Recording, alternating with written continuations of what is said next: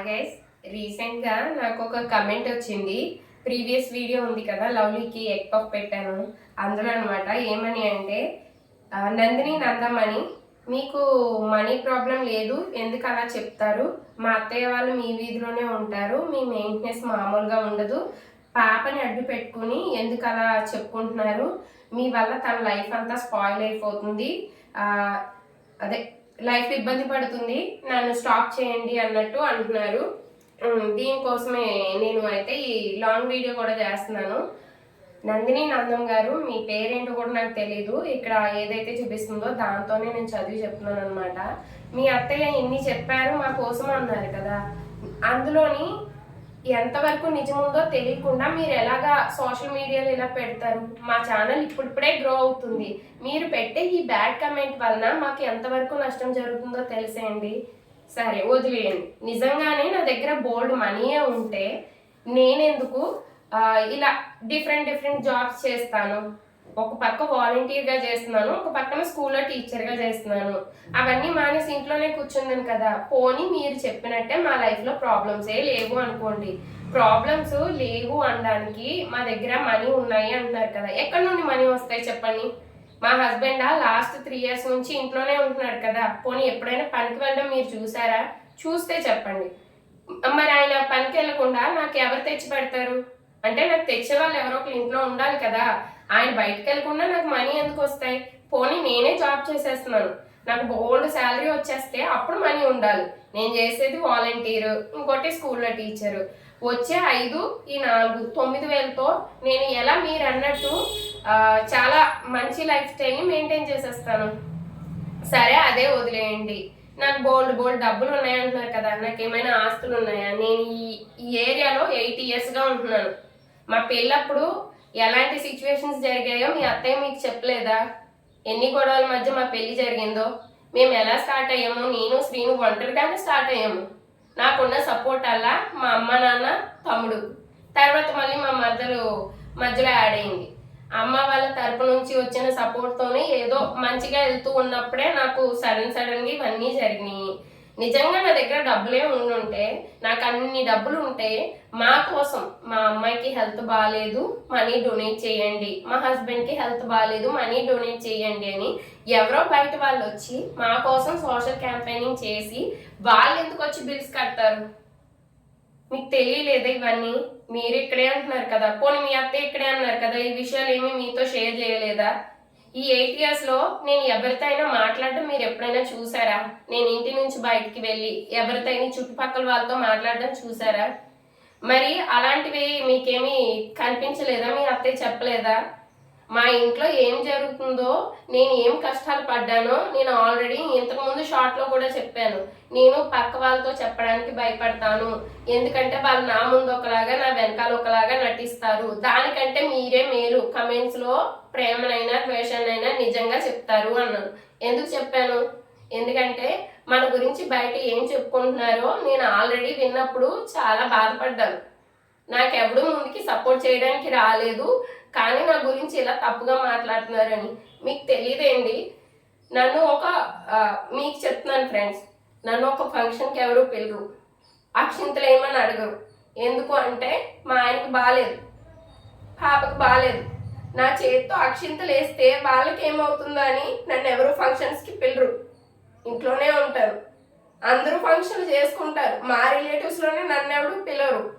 ఇంకా వదిలేస్తే నేను నా దగ్గర మనీ లేవని చెప్పి నా ఫ్రెండ్స్తో చెప్పినప్పుడు వాళ్ళు సోషల్ క్యాంపెయినింగ్ చేసి మనీ తీసుకొచ్చి ఇచ్చారు. అప్పుడు నా గురించి టీవీలో వచ్చింది, పేపర్లో వచ్చింది, మా పరిస్థితి ఇది అని చెప్పి. 1-2 పేపర్లు కాదు, చాలా న్యూస్ పేపర్స్లో వచ్చాయి. ఎందుకు? ఈనాడు పేపర్ తెలుసు కదా మీకు, అంత పెద్ద పేపర్లోనే నా కోసం ఇలాగా క్యాంపెయినింగ్ చేశారు. సోషల్ మీడియాలో వైరల్ అయింది, న్యూస్ ఛానల్స్లో చెప్పారు. అంత పెద్ద వాటిలో అబద్ధం అయితే ఎందుకు చెప్తారు? అలా నేను చేసినందుకు వీళ్ళు ఇచ్చిన గౌరవం ఏంటో తెలుసా? మా రిలేటివ్స్లో కొందరు ఉంటారు కదా, వాళ్ళు ఏం చేశారో తెలుసా? వాళ్ళు అసలు ఆ అమ్మాయి మా ఇంటికి సంబంధించిన అమ్మాయే కాదు అని వదిలేశారు, పట్టించుకోలేదు. నాకు ఆ టైంలో ఎవ్వరూ సపోర్ట్ లేరు. కనీసం ఆయన దగ్గర ఉండడానికి మనుషులు ఉండేవారు కాదు. నేను పాప దగ్గర ఉంటే రిపీటెడ్గా ఎవరుండేవాళ్ళో తెలుసా? నేను మా తమ్ముడు, మా మరుదులు, మా అమ్మాయి దగ్గర ఉంటే మా నాన్న, మా మావయ్య, ఇంకా మా హస్బెండ్ వాళ్ళ అక్క వీళ్ళే ఉండేవారు అక్కడ. డైలీ ఇదే పని. వాళ్ళ అక్క కూడా తిరిగారు, మామూలుగా తిరిగినంత కాలం ఆవిడ తిరిగింది. ఆవిడకి పాడైపోయింది హెల్త్. ఆవిడ ఇంకా మూలు నడిపోయి కొన్ని రోజులు పక్కన ఉండాల్సి వచ్చింది. అంతలా తిరిగారు. వాళ్ళు కూడా తిరగలేదు అని చెప్పట్లేదు. మా మావయ్య అంతే, 3 నెలలు ఇంటికాడే ఉన్నారు. ఆయన అలాగే తిరిగారు. ఈ 3 నెలలు మా మావయ్య ఇంటికాడ కూర్చున్నారు, మా నాన్న ఇంటికాడ కూర్చున్నాడు, మా తమ్ముడు ఇంటికాడ కూర్చున్నాడు.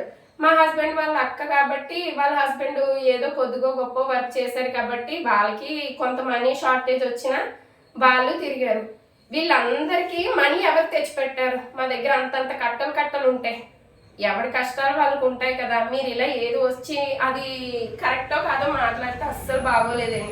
ఇంకా మా అమ్మాయి కోసం వీడియోస్ ఎందుకు చేస్తున్నాను నేను చెప్పాను. నేను ఆల్రెడీ యూట్యూబ్ స్టార్ట్ చేసిందే మా అమ్మాయి కోసం. మా అమ్మాయిలాగా ఎవరెవరు ఇబ్బంది పడుతున్నారో వాళ్ళకి చెప్దామనే స్టార్ట్ చేశాను. మేము ఇలా స్టార్ట్ చేసిన విషయం కూడా మా బేబీని చూపించే డాక్టర్కి తెలుసు, మా హస్బెండ్ని చూసే డాక్టర్కి తెలుసు, నేను వర్క్ చేసే స్కూల్లో ఉన్న మా ప్రిన్సిపల్ మేడంకి తెలుసు, మా పాపకి ఎవరైతే మెడిసిన్ డొనేషన్ చేస్తున్నారో వాళ్ళకి తెలుసు, నేను ఏ సచివాలయంలో వాలంటీర్గా చేస్తున్నానో వాళ్ళకి తెలుసు, నా పేరెంట్స్కి తెలుసు, మా అత్తమామలకి తెలుసు, మా హస్బెండ్ వాళ్ళ అక్క వాళ్ళకి తెలుసు.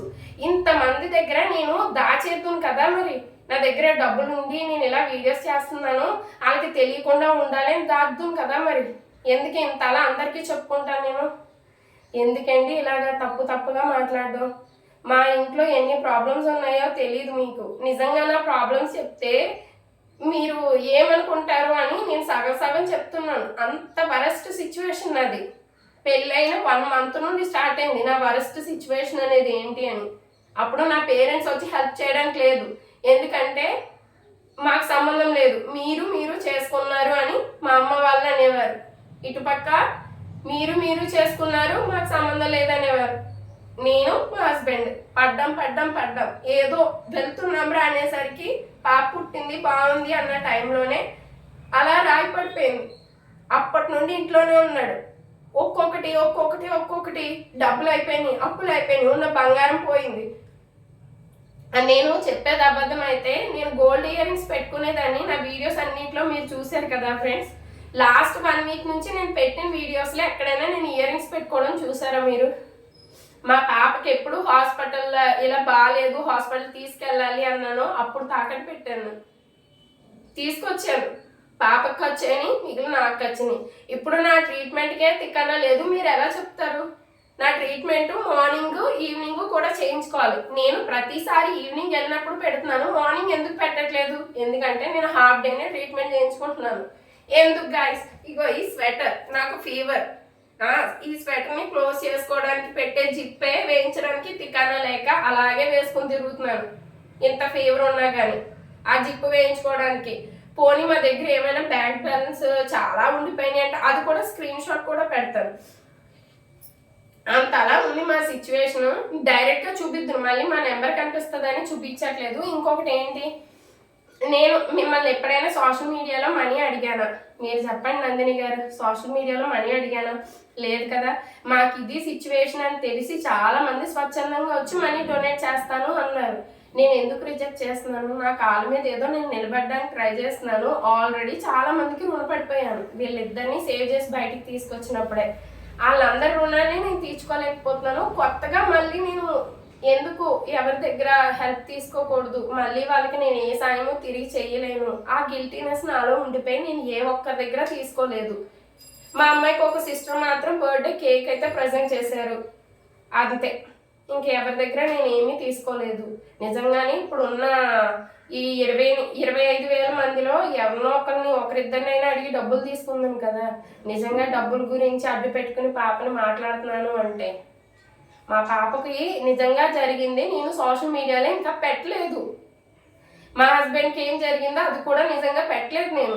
వాళ్ళకి చెప్పుకుంటేనే పెద్ద స్టోరీస్ అయిపోతాయి. ఎందుకు నేను ప్రతి 6 నెలలకు ఒకసారి ఇలాగే హాస్పిటల్ పాలు అవుతున్నాను? ఎందుకు అవుతున్నాను? నాకు టైం సరిపోవట్లేదు. పాపని చూసుకోవాలి, మా ఆయన్ని చూసుకోవాలి, స్కూల్లో టీచింగ్ చేసేయాలి, తర్వాత నేను వాలంటీర్గా ఏదైనా వర్క్స్ ఉంటే చేసేసుకోవాలి, మళ్ళీ నేను వీడియోస్ తీసుకోవాలి, ఎడిటింగ్లు చేసుకోవాలి, వాయిస్ ఓవర్లు ఇచ్చుకోవాలి. ఇన్ని వర్క్స్ చేయడానికి ఎవరికైనా 24 అవర్స్ సరిపోతాయా? ఈ మధ్యలో వంట చేయడం ఉంటుంది, మళ్ళీ వీళ్ళకి కావాల్సినవి చూసుకోవడం ఉంటుంది, మళ్ళీ మనం బయటకు వెళ్ళి తెచ్చుకుంటే తప్ప ఏ వస్తువులు తెచ్చుకోవాలి. ఇన్ని చేసినప్పుడు నేను సిక్ అవడంలో కొత్త విషయం ఏమీ లేదు కదా. ఇలా 6 నెలలకు ఒకసారి సిక్ అవుతుంది. మీరు నా ప్రీవియస్ వీడియోస్ కూడా చూడండి నందిని గారు, మీరు కూడా ఫ్రెండ్స్ నా ప్రీవియస్ వీడియోస్ చూడండి, తెలుస్తుంది నేను ఇలా సిక్ అయినట్టు. ఇంతకు ముందు కూడా వీడియోస్ ఉంటాయి చూడండి. పోనీ ఇన్నాళ్ళు నేను వీడియోస్ చేశాను కదా, ఇందులో ఎక్కడైనా నేను డబ్బున్న దాంట్లో కనిపించాను. అది ఇంకొకటి, నాకు ఇలా మా అమ్మాయికి ఇప్పటికీ చెప్తున్నాను నేను, సతీష్ యువసేన అని ఉందండి, శ్రీ యువసేన, సతీష్ గారు రన్ చేస్తున్నారు. అక్కడ నుంచి 5,000 రూపాయల మెడిసిన్ మాకు ఫ్రీగా డొనేట్ చేస్తున్నారని ఎన్నిసార్లు చెప్పాను కదా. అది అబద్ధమో కాదో నేను ఇక్కడ స్క్రీన్ షాట్ కూడా యాడ్ చేస్తాను. మా హస్బెండ్కి అయితే ఆరోగ్యశ్రీలో ట్రీట్మెంట్ జరుగుతుంది. ఇంకా నేను ఇంట్లో సర్దుకుని ఉంటున్నాను. ఇంతకు ముందు అమ్మ వాళ్ళు హెల్ప్ చేసేవారు, ఇప్పుడు అమ్మే పేషెంట్ అయి కూర్చుంది. మా డాడీకే ఏమి 3 నెలల నుంచి ఆయన ఇంట్లో ఉండి ఆయన దగ్గర ఏమి ఉండట్లేదు. ఆయన మా అమ్మని చూసుకోవడానికే చాలా ఖర్చు అవుతుంది, నేను ఆయనకి హెల్ప్ చేయలేను. ఉన్న బంగారం మా నాన్న ఏదైతే ఉందో అదంతా అమ్మి అమ్మ ట్రీట్మెంట్కే పెట్టుకుంటున్నారు. ఇప్పుడు నేను ఆయన దగ్గరికి వెళ్ళి డబ్బులు అడగలేను. ఇంకా మా అత్త మామల్ని అడగడానికి మా మావయ్య వయసు ఇప్పటికే 70 వచ్చేసింది. ఆయన ఇప్పుడు నేను అప్పు అడగాల, నేను ఆయన్ని చూసుకోవాలా చెప్పండి. ఇంతకు ముందు కూడా ఒకరు అన్నారు, అదేంటి మా ఇంటి గురించి చెప్పినప్పుడు, ఇప్పుడు నేను మా అత్తయ్యకి మావయ్యకి ఒక పూట లేదా రోజు భోజనం పెట్టాలంటే ఒక లెక్క. వాళ్ళు ఇప్పుడు ఏజ్ పెరుగుతూ ఉంది. ఎందుకు మా అత్తయ్యకి ఇప్పుడుకి క్యాన్సర్ ఉంది. ఆ ట్రీట్మెంట్ ఆరోగ్యశ్రీ కాబట్టి చేయించగలిగాను. నా సొంత డబ్బులు పెట్టమంటే నేను ఎలా పెట్టగలను చెప్పండి, నాకున్న సిచ్యువేషన్కి. అందుకే వారిని చూసుకునే వారికి వారి ఇల్లు ఇస్తారు అన్నాను. అది కూడా తప్పేనా? మాకు లేని బాధల మధ్యలో మీరు అదేంటి అంటారు క్రియేట్ చేస్తున్నారనమాట. నాకు ఇంత వెల్ సెటిల్డ్ అన్న మొక్క నాకే తెలియట్లేదు. మేబీ మీ అత్తయ్య వచ్చి మా ఇంట్లో ఏమైనా కొన్ని డేస్ స్టే చేశారేమో, నాకైతే తెలీదు.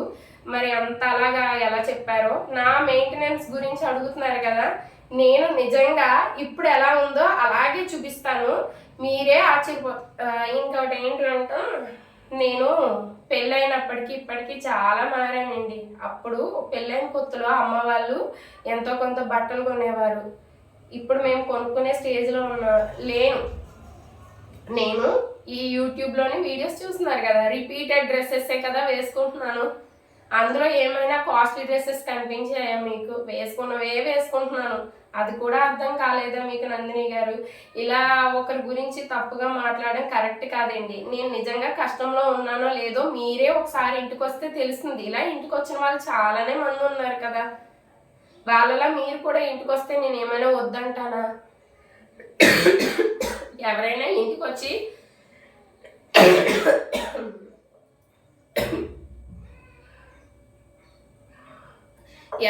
వస్తానంటే నేను వద్దంటున్నాను. ఇన్స్టాగ్రామ్లో మెసేజ్ చేయండి, అడ్రస్ పెడతాను అంటున్నాను. మీకు డైరెక్ట్గా ఇల్లే తెలిసినప్పుడు రావచ్చు కదా. మరి ఎందుకు ఇలాంటి ఫేక్ అలిగేషన్స్ చేస్తారు? దీనివల్ల మాకు ప్రాబ్లం అవుతుందండి. నన్ను ఇప్పటి వరకు ఎవరైతే బ్లెస్ చేశారో వాళ్ళందరూ ఇది నాటకాలు ఆడుతుంది ఈ అమ్మాయి, అంత అబద్ధం అని అనుకోరు. ఇప్పుడిప్పుడే మేము ఏదో అనుకున్న దాంట్లో వెళ్ళగలుగుతున్నాం అనుకుంటున్నాం. మాకు ఇంకా మానిటైజేషన్ కూడా అవ్వలేదు. మీరు ఇలాంటివి చేస్తే వచ్చిన నాకు ఎవరైతే సపోర్టర్స్ ఉన్నారో వాళ్ళు కూడా వెళ్ళిపోతారు. అలా ఉందన్నమాట. అదేంటి అంటారు, నేను బాగా ఏంటి ఇంట్లో ఎక్కువ డబ్బులు ఖర్చు పెట్టేస్తాను అంటున్నారు కదా. ఇంట్లో ఖర్చు పెట్టే అంత ఏముంది? తిండి, వస్తువులు, పెళ్ళికి పెట్టినవి. వాటిని అమ్ముదామన్నా నాకు ఎవడు డబ్బులు ఇవ్వడు.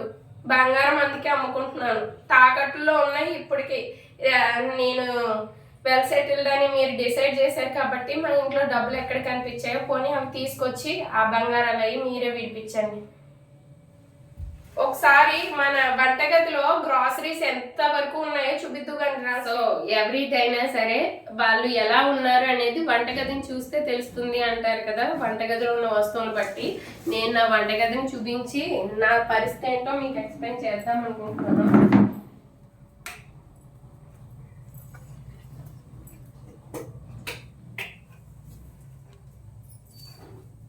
రాశ్రీ కప్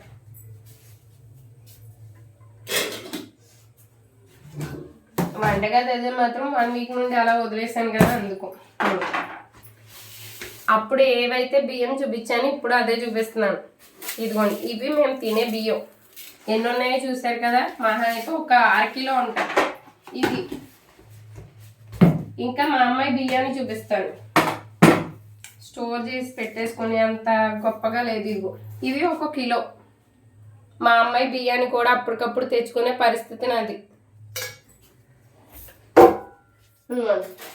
నిన్న ఏవో మా అమ్మ మందులు కొనుక్కోమని మా నాన్న ఫోన్పే చేశారు. ఆ డబ్బులతో తెచ్చాను. గ్రాసరీస్ చూసారు కదా, ఖాళీ ఖాళీగా కనిపిస్తున్నాయని అనుకుంటున్నాను. ఇదిగో చూసారు కదా, పంచదార అయినా ఏదైనా పప్పులు ఇదిగో ఎంత ఖాళీగా కనిపిస్తున్నాయో అర్థం చేసుకుంటారు అనుకుంటున్నాను. బియ్యం డబ్బా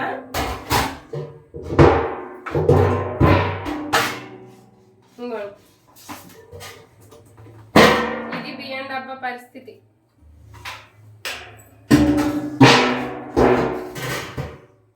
మా ఫ్రిడ్జ్ లో ఏం స్టోర్ చేశాను అది కూడా చూపించేస్తాను. ఒకసారి ఇలా రాసుకోండి. ఇందులో ఏమైనా దాచానేమో అనుకుంటారు కదా మళ్ళీ అలాంటి వాళ్ళు కొంతమంది. చూసారు కదా ఫ్రిడ్జ్ ఎంత ఖాళీగా ఉందో. పాలు, పెరుగు, మామిడికాయ ముక్కలు, మా అమ్మాయికి సంబంధించిన గ్లూకోన్ డి, ఇది ఉప్పి నూడిల్స్. నాకు ఆకలి వేస్తే టిఫిన్ తెచ్చుకోవడానికి లేట్ అయితే ఒకవేళ అది కింద కూడా చూస్తే ఇదిగోండి ఏమున్నాయో, నేను ఏమేమి దాచేస్తున్నాను ఫ్రిడ్జ్లో. నేను బెల్లాలు, ఏంటి కూర వండుకునేవి, మా అమ్మాయి ఇంజెక్షన్లు. ఇదిగో ఎంతవరకు నేను దాచేసానో దీన్ని చూస్తే అర్థం చేసుకోవాలి. ఇది టమాటా, కొత్తిమీర, కరివేపాకు, కొన్ని ఉల్లికాడలు, 2 నిమ్మకాయలు. ఇవి నేను స్టోర్ చేసి పెట్టేసాను. నేను ఇంతకు ముందు కూడా చెప్పాను కదా నేను ఎలా ఉన్నా దేవుడు పువ్వులు మాత్రం పెడతానని. ఇదిగోండి ఈ సిచ్యువేషన్లో మనుషుల కంటే కూడా దేవుడు బ్లెస్సింగ్స్ మనకి బాగా ఉండాలి కనుక. చూసారు కదా ఫ్రిడ్జ్లోని ఇంట్లోని నా సిచ్యువేషన్. 1 వీక్ నుంచి బాగా ఒక రెస్ట్ తీసుకుంటా ఉన్నాను ఇంట్లోని. ఏదో సపోర్ట్ చేసే వాళ్ళు చెయ్యొచ్చు కదండి. కొంతమంది ఉంటారు ఇలాగే హ్యాటర్స్. నేను ఇందులోకి వచ్చాక ఇప్పుడిప్పుడే ఫేస్ చేస్తున్నాను, కానీ తట్టుకోవడానికి కొంచెం హార్ట్లో పెయిన్గా అనిపిస్తుంది. దయచేసి మీరు సపోర్ట్ చేసినా చేయకపోయినా కానీ నా గురించి మాత్రం బ్యాడ్గా ఇలాగా కమెంట్ చేయకండి. Thank you guys. నా ఇంట్లో ఏం వస్తువులు ఉన్నాయి, అవి ఎప్పుడెప్పుడు ఎలా కొన్నాము లేదా ఎవరిచ్చారు, ఇవన్నీ కూడా నేను హోమ్ టూర్ లాగా అయితే చేస్తాను. అప్పుడు తెలుస్తుందేమో మీకు అవన్నీ వస్తువులు ఎలా వచ్చాయి ఏంటి అనేది. వాటిని ఇప్పుడు ఇంట్లో ఉంచడానికి కూడా రీజన్స్ ఏంటో కూడా అందులోనే ఎక్స్ప్లెయిన్ చేస్తాను గైస్. మా ఇంట్లో సిచ్యువేషన్, నేను ఆవిడని ఎందుకు ఇలా అన్నాను అంటే నా కోసం ఇక్కడ వాళ్ళే అన్నారు కదా, తెలిసిన వాళ్ళు ఇలా అనేసరికి నాకు చాలా బాధ కలిగింది. ఇంకా కొంతమంది ఉన్నారు ఇలాంటి హ్యాటర్స్. మా అత్తయ్య వాళ్ళు ఏంటి మీకు ఇల్లు ఇవ్వలేదా ఈ టైప్లో మాట్లాడేవాళ్ళు. ఈ ఊర్లో ఉన్న వాళ్ళందరికీ తెలుసు మాకెవరు ఇల్లు ఇవ్వలేదు, మాకు ఈయనకి బాగోలేక ముందే ఇవ్వలేదు, ఇంకా బాగున్న తర్వాత ఇప్పుడు ఎలా ఇస్తారని అనుకుంటాము. మాకైతే ఏ ఇల్లు లేదు. మీరు చెప్పింది నమ్ముతారు, నన్ను అర్థం చేసుకుంటారని అయితే విష్ చేస్తున్నాను. నన్ను ఈవిడే కాదండి ఇంకా కొంతమంది హ్యాటర్స్ ఇలాగే అంటున్నారనమాట. మీ అమ్మాయి కోసం ఇలాగే చేస్తే తన లైఫ్ స్పాయిల్ అయిపోద్ది అని. నేను ఒక్కటే చెప్తాను, నా కూతుర్ని నేను ఒక రోల్ మోడల్గా చూడాలి అనుకుంటున్నాను. తనలా ఉన్న వాళ్ళందరికీ కూడా దాచుకోవాల్సిన పని లేదు. ఇది ఉన్నా కానీ నేను ఇది సాధించాను అని. తను ఫ్యూచర్లో ఏమి అవుతుంది నాకు తెలీదు, కాకపోతే తను మాత్రం అందరికీ ఇన్స్పిరేషన్ అవ్వాలి అనుకుంటున్నాను. ఈ తిన కోసం చేసే జర్నీలో నా కోసం మీరు తెలుసుకుంటున్నారు అంతే తప్ప నా జర్నీలో తన కోసం మీరు తెలుసుకోవట్లేదండి. నా ట్రూ ఇన్స్పిరేషన్ నా బేబీ లవ్లీనే. తన్ని ఇన్స్పైర్ అయ్యి నేను ఇప్పుడు ఇంత స్ట్రాంగ్గా ఉంటున్నాను. రేపు పొద్దున్న తన్ని చూసి ఇంకొంతమంది స్ట్రాంగ్గా అవ్వాలని అయితే చేస్తున్నాను. ఇదే నా motive. Okay guys, thank you. అర్థం చేసుకుంటారని అనుకుంటున్నాను. మీరు పెట్టే బ్యాడ్ కమెంట్స్కి నేను యాక్సెప్ట్ చేసేంత గట్టి హార్ట్ అయితే దేవుడు నాకు ఇంక ఇవ్వలేదు. ఇన్ని ప్రాబ్లమ్స్ని తట్టుకోగలిగాను, కానీ ఇలాంటి హ్యాబిట్స్ని అయితే నేను టేక్ ఇట్ ఈజీగా వదిలేద్దాం అనుకున్నాను. కానీ తెలిసిన వాళ్ళు కూడా ఇలా అంటుంటే చాలా బాధగా ఉందన్నమాట నాకు. So that's it guys, thank you for watching.